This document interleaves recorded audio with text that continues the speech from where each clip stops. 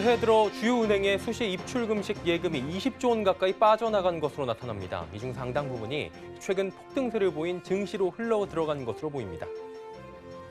코로나19 사태가 장기화되며 신용 부실을 우려한 은행들이 1분기 중 기업과 가계의 문턱을 더 높일 것으로 전망됩니다. 올 들어 서울에서 이뤄진 아파트 매매 거래 절반 이상이 신고가를 경신한 것으로 나타났습니다. 올해 아파트 공급 물량이 지난해보다 20% 이상 늘어날 것이란 분석이 나왔습니다. 센 경제라이브 시작합니다.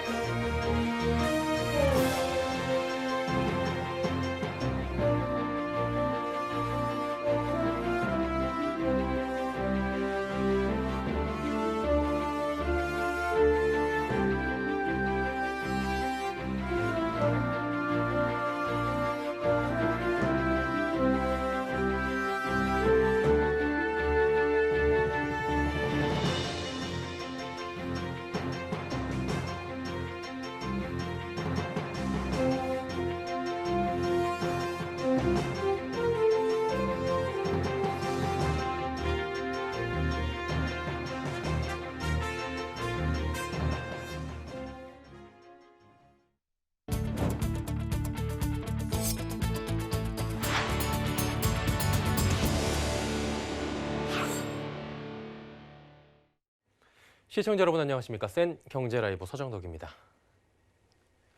새해 들어 주요 은행의 수시 입출 금식 예금이 20조 원 가까이 빠져나간 것으로 나타났습니다. 이 중에 상당 부분이 최근 폭등세를 보인 증시로 흘러 들어간 것으로 분석됩니다. 정순영 기자입니다. 주요 4대 은행인 국민, 신한, 하나, 우리은행의 지난 11일 기준 요구불 예금 잔액은 476조 3,487억 원. 지난해 말보다 19조 5,870억 원이 줄어들었습니다. 지난해 11월과 12월 연속으로 잔액이 증가한 것과는 대비되는 모습입니다. 수시 입출금식 상품인 요구불 예금이 10일 만에 20조 원이나 이탈한 것은 증시 화랑과 연관이 있다는 분석입니다. 코스피 지수가 5거래일 만에 사상 최고치인 장중 3,260까지 치솟는 등 동학개미의 폭풍 매수에 폭등장을 연출했기 때문입니다. 동학개미는 새해 들어 7거래일 만에 코스피와 코스닥 시장에서 10조 원 넘는 주식을 쓸어 담았습니다. 증시 대기자금인 고객 예탁금은 11일 기준 사상 최대인 70조 원을 돌파했습니다. 새해 들어 6거래일 만에 6조 8천억 원이 늘었는데 하루에 1조 원 이상 증가한 셈입니다. 4대 은행의 정기예금 잔액도 지난해 말 대비 1조 3,279억 원 감소했는데 만기가 도래해도 재가입하지 않거나 중도 해지한 고객이 많았다는 의미입니다. 지난해 11월 기준 연 2% 이상 금리를 제공하는 은행의 정기예금 비중은 0%. 은행의 예적금 금리가 0%대로 내려가자 은행 창구에는 예금 만기 도래 전 해지는 물론 대출까지 해가는 고객들로 북적이고 있습니다. 지난해 11월 기준 전년 대비 13조 6천억 원이나 늘어난 가계대출이 요구불 예금을 거쳐 주식이나 부동산 투자로 흘러가고 있습니다. 서울경제TV 정순영입니다.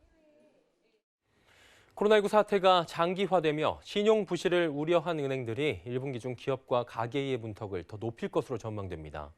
한국은행이 오늘 발표한 금융기관 대출 행태 서베이 결과에 따르면 올해 1분기 국내은행 대출 태도 지수는 8포인트로 대기업 마이너스 3포인트, 중소기업 마이너스 6포인트, 가계주택 마이너스 6포인트, 가계일반 마이너스 12포인트를 각각 기록했습니다.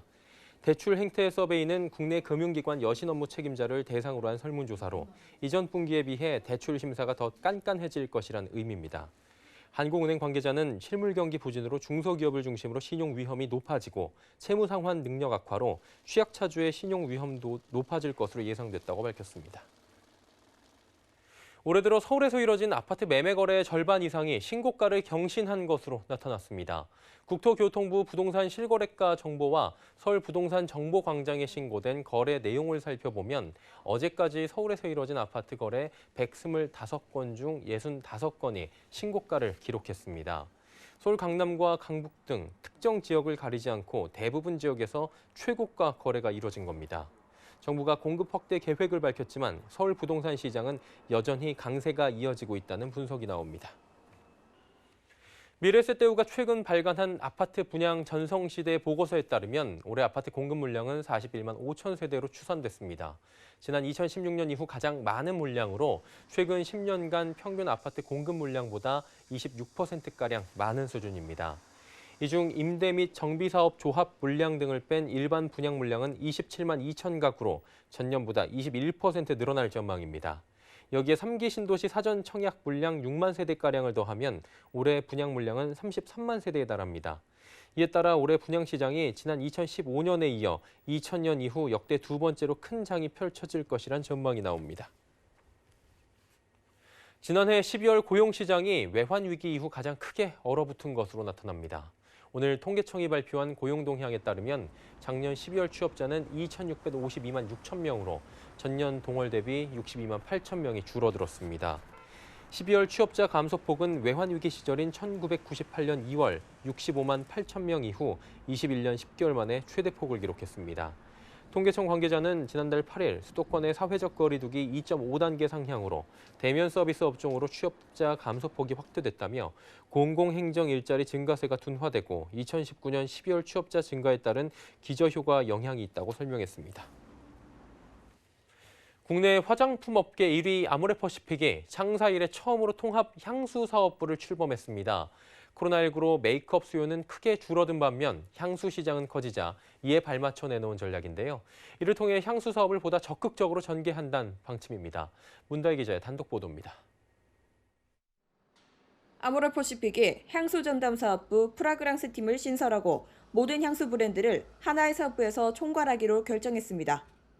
개별로 나눠 있던 향수 사업을 통합해 시너지를 내겠다는 포석으로 통합 향수 사업부가 생긴 것은 아모레퍼시픽 설립 이래 최초입니다.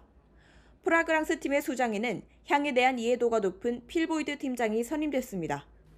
지난 1980년대부터 향료 연구팀을 운영하며 30여 년간 향 연구를 해온 아모레퍼시픽은 1997년 향수 브랜드 롤리타 램피카와의 라이선스 계약을 시작으로 본격적으로 향수 사업에 뛰어들었고 현재 굿달파리와 헤라향수, 필보이드 3개 브랜드를 전개하고 있습니다.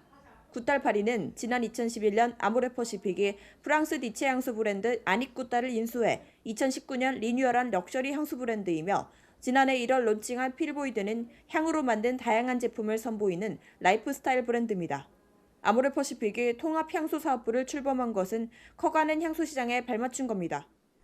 지난해부터 시작된 코로나19 사태로 마스크 착용이 일상화되면서 메이크업 수요는 크게 줄어든 반면 향수 시장은 지속해서 커지고 있습니다. 글로벌 시장조사기관 유로모니터에 따르면 지난 2013년 4,400억 원 규모였던 국내 향수 시장은 지난 2019년 6천억 원을 넘어섰으며 오는 2023년 6,500억 원을 돌파할 전망입니다. 아모레퍼시픽은 통합 향수 사업부 신설을 통해 향수 브랜드 간 전문 역량 공유 등 시너지를 창출합니다.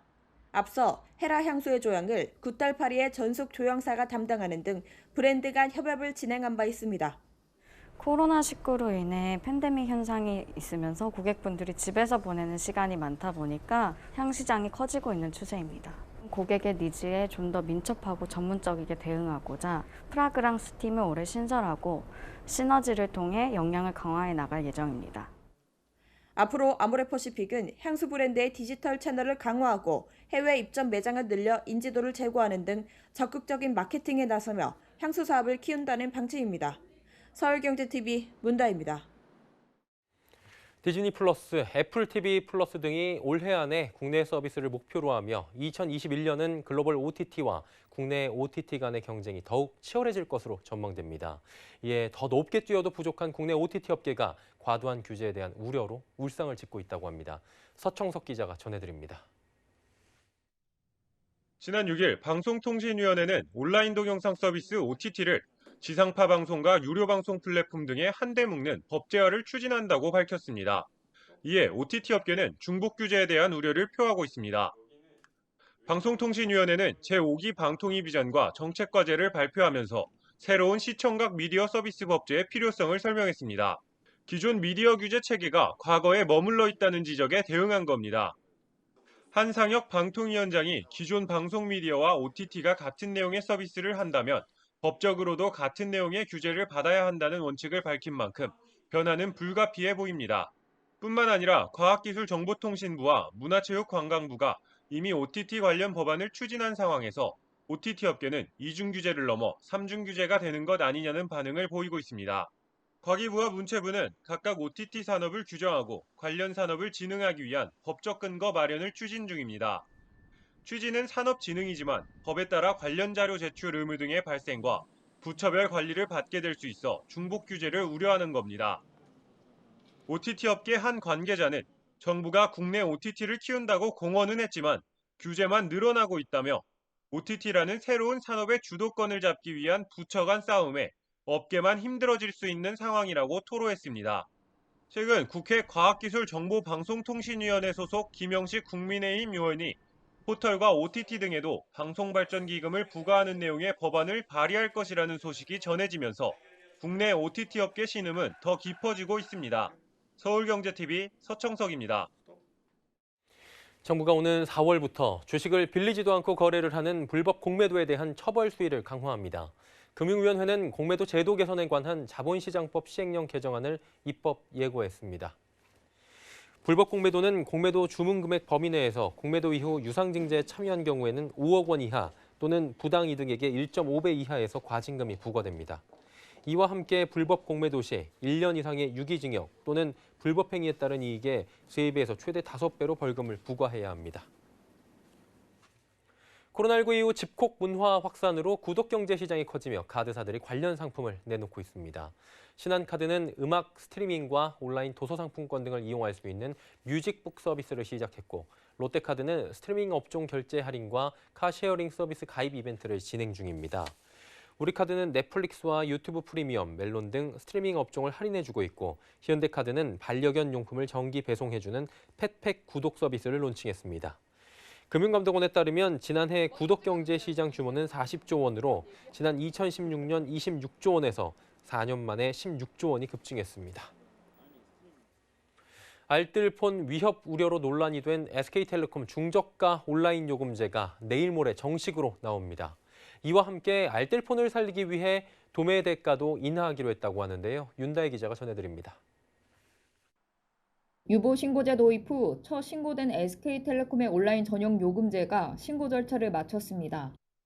과학기술정보통신부는 오늘 SK텔레콤이 지난달 29일 신고한 언택트 플랜 요금제에 대해 법률 검토와 전문가 의견 청취 등을 거쳐 수리했다고 밝혔습니다. 언택트 플랜은 5G 요금제 3종, LTE 요금제 3종 등 총 6종으로 구성됐으며 공식 온라인몰에서 가입할 수 있습니다. 앞서 SK텔레콤이 기존보다 30% 저렴한 5G 온라인 요금제를 신고하며 알뜰폰 업계의 밥그릇을 뺏을 수 있다는 우려가 있었습니다. 통신사가 알뜰폰 수준의 요금제를 출시할 경우 소비자는 알뜰폰보다 통신사를 이용할 가능성이 높기 때문입니다. 이에 알뜰폰협회는 도매 대가 인하를 요구했습니다. 알뜰폰은 이동통신사에게 5G 도매 대가를 내고 있습니다.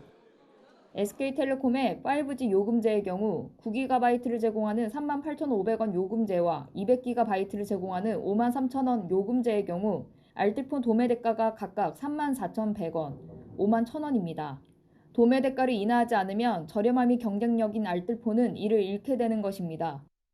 이에 가기정통부는 SK텔레콤의 알뜰폰 도매 대가를 낮춰줄 것을 요청했고, SK텔레콤도 이를 받아들여 5GX 스탠다드는 68%에서 63%로, 5GX 슬림은 62%에서 60%로 도매 대가를 인하하기로 했습니다.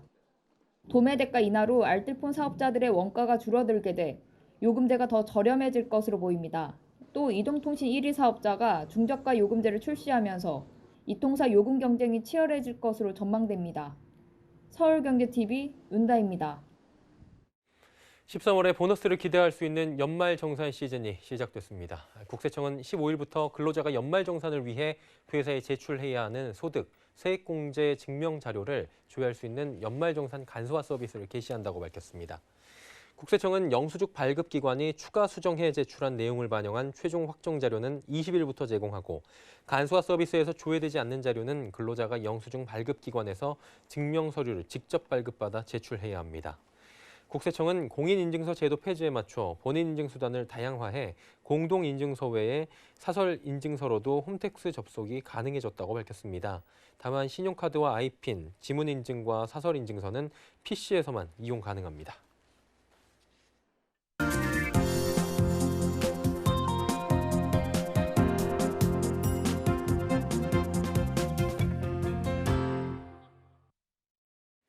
(4차) 산업혁명의 핵심 기술 인공지능이 점차 우리 일상생활에 스며들고 있습니다. 사람처럼 생각하고 또 배울 수 있는 딥러닝이 가능한 AI 기술은 이미 다양한 산업과 더해지며 뉴노멀 시대를 이끌 것으로 예상되죠. 특히 AI 기술이 의료 분야에 적용되면서 전문 의료진들이 환자의 질병을 진단하고 또 치료하는 데 큰 도움이 되고 있다고 합니다. 그래서 오늘은 의료용 인공지능 솔루션 개발 기업 뷰노에 대해서 알아보는 시간 갖도록 하겠습니다. 김현준 뷰노 대표 직접 스튜디오에 모셔봤습니다. 어서 오세요. 예, 안녕하십니까. 예, 어려운 걸음 해주셔서 진심으로 감사드리고요. 네. 첫 번째 저희하고 오늘 출연하시는 것 같아요. 출연 소감하셨는데 소감 한 말씀 부탁드리고요. 회사 소개를 더 듣고 싶어요. 네. 뭐 사실 이제 상장을 앞두고 있는데 이렇게 회사 소개를 할 수 있도록 기회를 마련해 주셔서 감사의 말씀드리겠습니다. 예. 저는 이제 뷰노의 대표를 맡고 있는 김현준이고요. 저희 회사는 인공지능 기반의 의료 데이터를 분석하고 환자의 어떤 진료를 도와주는 기술을 개발하는 회사입니다. 예. 엑스레이라든가 CT라든가 MRI 영상을 통해서 의료 현장에서 실제로 이 영상을 의사처럼 도와서 진단해 줄 수 있는 기술을 총체적으로 개발하는 회사라고 말씀드리겠습니다. 예. 이거 굉장히 생소한 분야인 것 같아요. 1호죠 지금? 맞습니다. 예. 뷰노가 의료용 인공지능 솔루션이 주요 제품이다 하셨는데 뭐 저뿐만이 아니라 다들 생소하실 것 같은데 조금 더 자세히 설명을 부탁드려도 될까요? 네, 그 인공지능이라고 하면 사실 이제 사람처럼 어떤 일을 수행하는 겁니다. 예. 그래서 저희는 의료 쪽에서 하고 있기 때문에 의료 데이터에서 발생하는 굉장히 많은 데이터들이 있습니다. 예. 영상, 엑스레이, 뭐 CT, 그다음에 사실 의사 선생님들이 그걸 다 판독을 하시죠. 그쵸. 그 데이터를 가지고 방대한 데이터를 AI에 학습을 시키면 AI가 마치 사람처럼 병변을 잡아내거나 이게 정상인지 비정상인지를 판단할 수 있는 어떤 기능을 수행을 하게 됩니다. 저희가 그런 기술을 핵심적으로 개발을 하고 있고요. 예. 이런 것들을 의료 현장에 보급을 하고 있습니다. 예. 인공지능 솔루션 뷰노메드 시리즈라고 있는데 이거 조금 더 들어볼 수 있나요? 네, 그 사실 의료 현장에서 굉장히 필요로 하는 부분들은 많습니다. 예. 뭐 제가 예를 들었지만 엑스레이, CT만 있는 것은 아니고요. 실제로 굉장히 뭐 생체 신호라든가 음성 다양한 종류들이 있습니다. 저희는 그런 것들을 총체적으로 이제 뷰노메드라는 이제 브랜드를 가지고 있고요. 이 제품들이 지금 8가지가 상용화가 되었습니다. 그래서 뷰노메드 시리즈로 해서 다양한 제품들이 지금 의료 현장에 활발하게 보급이 되고 있습니다. 쉽게 얘기하면 뭐 CT나 MRI를 찍어가지고 딱 이 기계에 넣으면 5번의 디스크가 지금 안 좋습니다. 뭐 이런 것들을 판독할 수 있다라는 네, 것 맞습니다. 같은데 8가지 뭐 시리즈 있고 다양하게 있다고 하셨는데 조금 더 하나하나 상세히 저희가 좀 흥미가 가는데 들어볼 수 있나요? 네, 저희가 이제 뷰노메드 시리즈 중에서 가장 예. 첫 번째로 허가받은 제품이 뷰노메드 보네이지라는 제품입니다. 예. 아이들의 성장에 문제가 있을 때 수골 영상을 엑스레이 찍어서 여기서 나이를 이제 정확하게 판독을 하는데요. 이제 그런 작업들을 의사 선생님이 할 때는 시간도 많이 걸리고 정확도도 사실은 이제 피로도에 따라서 좀 떨어질 수가 있는데 이런 부분들을 AI가 지치지 않고 판독해주는 대한민국의 첫 번째로 허가받은 AI 의료기기입니다. 두 번째는 이제 체스트 엑스레이입니다. 뷰노메드 체스트 엑스레이라고 우리가 건강 검진을 하거나 병원에 내원해서 기본적인 문제가 있으면 많이 이제 촬영을 합니다. 이제 그 영상 가지고도 이제 폐렴이나 결핵이나 다양한 소견들을 자동으로 이제 디텍션 해주는 이제 기술이고요. 그다음에 비슷하게 이제 그 흉부에서 렁 CT AI라고 그 CT 영상을 촬영을 해서 예. 그 영상에서 동일하게 폐암이 될 수 있는 결절을 찾아주는 그런 기술도 이미 상용화가 됐습니다. 예. 네 번째로는 이제 저희가 이제 펀더스 AI라고 해서 우리가 건강검진을 받거나 하면 이제 눈을 촬영을 합니다. 그래서 그쵸. 그 망막이라고 해서 시신경이 모여 있는 그 안구의 뒤쪽인데요. 예. 그 영상을 촬영해서 망막에서 존재할 수 있는 12가지, 그러니까 즉 모든 소견들에 대해서 AI가 자동으로 이것도 탐지 1초 안에 탐지해주는 기술을 개발을 해서 상용화했습니다. 예. 그다음에 이제 마지막으로는 저희가 이제 치매 관련된 제품도 가지고 있습니다. 그래서 MRI를 촬영을 해서 실제로 지금 MRI 영상에서 치매인지 아닌지를 판단하는 게 사실 어렵습니다. 근데 저희가 최근에 허가받은 기술은 MRI에서 알츠하이머성 치매를 자동으로 AI가 탐지를 하고 88% 이상의 정확도를 가지고 그러니까 의사 선생님한테 추가 검사의 여부를 줄 수 있는 그런 제품도 개발을 해놓은 상태입니다. 한마디로 정확도가 굉장히 높고 이것만으로도 판독이 되고 뭐 알츠하이머 같은 경우에는 의사 선생님께 조금 더 구체적으로 여쭤볼 수 있는 88% 이상의 소견의 정확도를 갖는다 이렇게 이해하면 되나요? 네, 맞습니다. 예. 그러다 보니까 이제 굉장히 신기해요. 뭐 이제 AI가 내 폐렴을 찾아주고 어디가 아픈지를 다 찾아준다는데 그러다 보니까 이제 많은 기술들이 발전이 됐고 뷰노를 바라보는 시각이 달라진 것 같아요. 투자가 굉장히 많이 이루어진 것으로 알고 있는데 그런 부분 좀 궁금하고요. 상장 살짝 말씀해 주셨는데 다음 달에 상장 뭐 한다는 얘기도 있더라고요. 네, 예. 지금 준비를 하고 아마 다음 달 중에 상장을 할 것 같습니다. 예. 창업한 지 몇 년 정도 되신 거예요? 지금 7년째 됐습니다. 이게 활발하게 사용이 되고 있고 뭐 생체 신호 솔루션이나 이런 출시 예정 얘기도 많이 들려오는데 조금 더 구체적으로 이런 얘기들도 들어볼 수 있나요? 네, 앞서 소개드렸던 제품들은 사실 이제 영상 기반에서 진단을 보조하는 제품이라고 하면 예. 의료 현장에서는 의사 선생님들 조금 더 가치 있게 도와줄 수 있는 부분들은 예. 조금 더 나아가서 예측을 하거나 어떤 미리 이제 치료와 관련된 부분들을 도와주는 것일 겁니다. 그래서 지금까지의 제품들이 단순 어떤 진단을 보조하는 목적이 있었다면 앞으로는 조금 더 사람이 보지 못하는 선에서 미리 예측해주고 감지해주는 것들이 필요한데요. 저희가 지금 그 말씀해주신 대로 생체 신호 기반의 이제 입원한 환자에 대해서 심정지라든가 사망을 조기 예측할 수 있는 기술을 개발해서 지금 임상 중에 있고요. 그다음에 이제 병리 영상, 그러니까 우리가 어떤 병이 걸렸을 때 스크리닝이 아니고 최종적으로 바이옵시라고 예. 이제 샘플을 뜯어서 그걸 가지고 이제 검사를 하는 방법이 있습니다. 거기서도 역시 AI가 진단을 하고 새로운 어떤 예후라든가 예측을 할 수 있는 기술도 이미 개발이 완료된 상황입니다. 예. 개인적으로 좀 궁금한 거 여쭤봐도 되나요? 저희가 어차피 뭐 대본대로 지금 안 가고 있는 것 같긴 한데 AI잖아요. 그러면은 지금 뭐 폐도 가능하다, MRI로 알츠하이머도 지금 굉장히 그 각광받는 분야인데 이 외에도 지금 넓히고 싶으신 분야가 있을 것 같고 무궁무진할 것 같은데 어디까지 지금 가고자 하는 좀 계획이 있으실 것 같은데. 네, 뭐 저희가 사실은 다 밝힐 수는 없지만 다양한 제품군들을 지금 개발하고 예. 있고 선행하고 있습니다. 기본적으로는 회사이기 때문에 시장에서 수요를 갖고 있는 기술 먼저 개발을 하는 거는 이제 당연하고요. 다만 앞서 말씀드렸다시피 이 의료에서 단순히 이제 진단을 보조하는 게 아니고 조금 더 의미 있는 것들을 하기 위해서 우리가 뭐를 개발해야 될지는 좀 고민을 하고 있습니다. 네. 뭐 영화를 보면 이제 어떤 뭐 통에 들어가서 한 번에 전신을 스캔하고 어떤 병을 다 알아낼 맞아요. 수 있는 네. 뭐 우리가 그런 것들 많이 봤는데요. 예를 들면 그런 것들을 달성하기 위한 요소의 기술들을 저희가 지금 이미 만들어놨고 또 만들어가는 과정이 있다고 제가 말씀을 드리겠습니다. 앞으로는 진짜 스캔 한 번만 딱 하면 아픈 데 찾는 건강검진 엄청 귀찮거든요. 또 가면. 마지막으로 이제 시간이 얼마 남지 않아서 마지막으로 이제 오늘 출연을 하셨는데 시청자분들이나 뭐 함께하고 계신 분들께 하실 말씀 있으실 것 같아요. 한 말씀 부탁드릴게요. 네, 저희는 인공지능 기반으로 해서 의료에 적용한 대한민국의 첫 번째 회사입니다. 그래서 저희가 의료를 조금 더 혁신하고 또 의미 있는 어떤 시장 창출을 위해서 이 기술을 적극적으로 또 국내에서 최초로 적용을 해왔고요. 이에 따라서 저희가 국내 1호의 어떤 의료기기뿐만이 아니고 혁신 의료기기 1호로도 지정이 된 회사입니다. 예. 이런 다양한 제품들이 실제로 의료 현장에서 이미 수백 곳 넘는 병원에서 구매를 해서 이미 사용하고 계시고요. 뭐 사실은 이제 시청자분들께서 AI라고 하면 아직 거리감 있게 느끼실 거라고 생각하는데 사실은 이 기술은 이미 여러분들 계신 지역 주변에 있는 병원에서 작은 병원이나 큰 병원에서 이미 쓰고 계시는 기술입니다. 그래서 이런 기술을 토대로 해서 저희가 조금 더 한 단계 더 나가는 과정에 있고요. 앞으로 이제 상장을 또 목전에 두고 있기 때문에 이런 기술들이 국내뿐만 아니라 해외에서도 글로벌 1위가 되기 위한 작업들을 지금 열심히 전개를 해나가고 있습니다. 그런 것들을 저희가 좀 더 좋은 소식으로 앞으로 계속 보여드릴 수 있도록 아마 열심히 더 할 것입니다. 예. 앞으로도 건강한 인류를 위해서 많은 좋은 소식들 들려주시기를 저희가 기대하도록 하겠습니다. 네. 다음번에는 상장기업 뷰노가 되겠네요.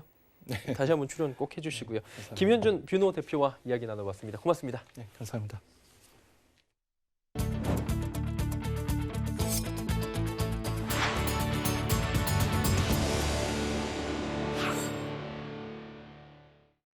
센 경제라이브 저희가 준비한 소식은 여기까지입니다. 편안한 저녁 시간 보내시길 바랍니다. 고맙습니다.